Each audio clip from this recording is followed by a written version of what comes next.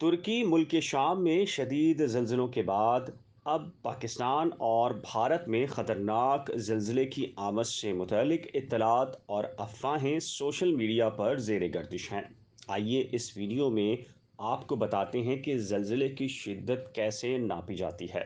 नाज़रीन, ज़लज़ले की शिद्दत को नापने के लिए कुछ अरसा कबल तक तो सिर्फ रेक्टल स्केल इस्तेमाल किया जाता रहा, ताहम इसकी मदद से बड़े ज़लज़लों की सही शिद्दत नापने में नाकामी के बाद अब मोमेंटम मैग्नीट्यूड सेल ज़्यादा इस्तेमाल किया जाता है।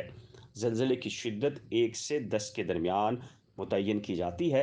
अगर ज़लज़ला 1 से 3 की शिद्दत का हो तो मामूली कहलाता है। 3 से 7 तक का दरमियाना, जबकि 7 से ज़्यादा का ज़लज़ला शदीद नौइयत का कहलाया जाता है। ज़लज़ले की शिद्दत नापने के लिए जो मयार इस्तेमाल किया जाता है वो लॉगरिथमिक कहलाता है, यानी एक दर्जे का फ़र्क शिद्दत में 10 गुना इजाफा लाता है। मिसाल के तौर पर अगर ज़लज़ले की शिद्दत स्केल पर 5 हो तो ये 4 शिद्दत के ज़लज़ले से 10 गुना ज़्यादा ताकतवर तस्वुर किया जाता है और इसमें 31 गुना ज़्यादा तवानाई का अखराज होगा। दूसरी तरफ ज़लज़ले को ज़मीन में उसकी गहराई से भी नापा जाता है।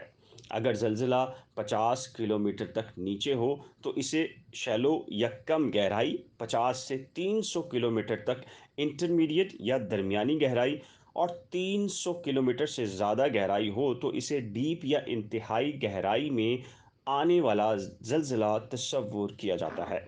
उम्मीद है हमारी ये वीडियो आपको पसंद आई होगी। हमारे चैनल को सब्सक्राइब, वीडियो को शेयर, लाइक और बेल आइकन को लाजिम प्रेस कीजिए और नीचे दिए गए कमेंट सेक्शन में अपनी कीमती राय का इजहार ज़रूर कीजिए।